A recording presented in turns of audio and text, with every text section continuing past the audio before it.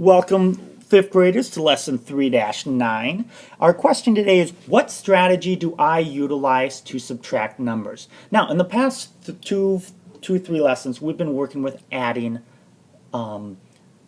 numbers, whole numbers, decimals. We've been adding them, and now we're going to move into that subtraction world. Now, one of the things we're going to start off with, though, is we're just going to start off with just something that I've noticed that we're having problems with.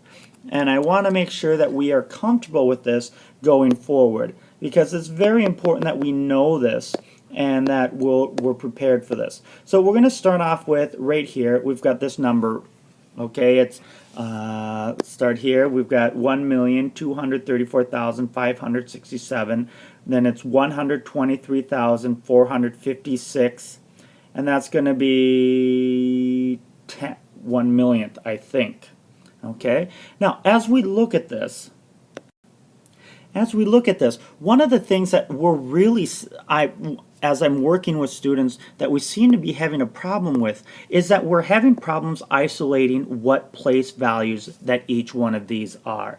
And let's just move this down here, because I don't want to make too much of this, but I want to make sure that we know our place values. Remember, the key to this, ladies and gentlemen, is the decimal point. The decimal point is the key, because not only do I see people having problems with these, the numbers in decimal land, I'm also seeing people having problems with these numbers. So I'm going to take some time and I'm just going to type out the number, the columns, and then I want you to pause and put the numbers in the right spot, and then I'll give you the correct responses. All right, ladies and gentlemen, what I've done here is that I have typed out all the place values that these numbers represent. What I want you to do is I want you to pause the video, and I want you to just draw in arrows and just kind of label the correct columns, place values for each one. So if this is the, whatever column this is, label that as whatever. Pause the video, work on that, and then when you're done, restart the video to see how you've done. Now, hopefully, ladies and gentlemen, you've taken some time and you've really kind of moved things around. What we're going to do is we're going to start with the most important one, and that's the ones column here. I just am having problems, and that's represented by the 7. And let's just draw a line here. Now, remember, ladies and gentlemen, the ones column is where everything begins. That's where we have our mirror. So we have, with ones, on either side of our ones, we're going to have our tens. Now, to the left of the decimal point, so here and over, it's going to be, oops, that's not what I wanted. I want the, oops, let's undo that. We're going to have, oh, geez. We're going to have our tens. On the other side, to the right, that's where we're going to have our tenths. Now, ladies and gentlemen, it's very important that when we go this way, we're going to end in just plural. We're just going to end in normal. But when we go this way, we're going to be in decimal land, and everything's going to end in TH or THS. After ones, after tens, we're going to have hundreds. That's what the 5 is. The 5 is in the hundreds place. After the hundreds, then we have thousands. The 4 is in the thousands. 3 is in the 10,000s. Okay. 2 is in the 100,000s, and I'm running out of space here. I apologize. And the 1,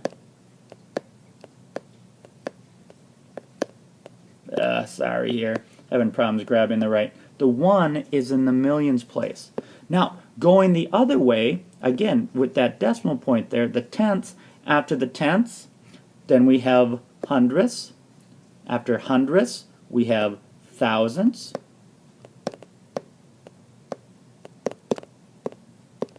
Sorry. Let's pause.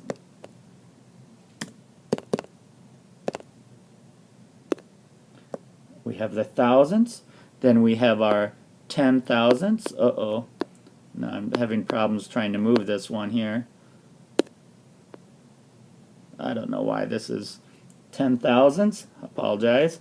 100,000s and then millions. Now, again, ladies and gentlemen, the important thing here is that bridge. Ones, remember, ones is that focal point. 10 tenths, 100 hundredths, 1,000 thousandths, 10,000 ten thousandths, 100,000 100,000 hundred thousandths, million millionths. Okay. And that's the important part. Remember, when we're on this side of the decimal point, going this way, everything is going to end in TH because we're in decimal land.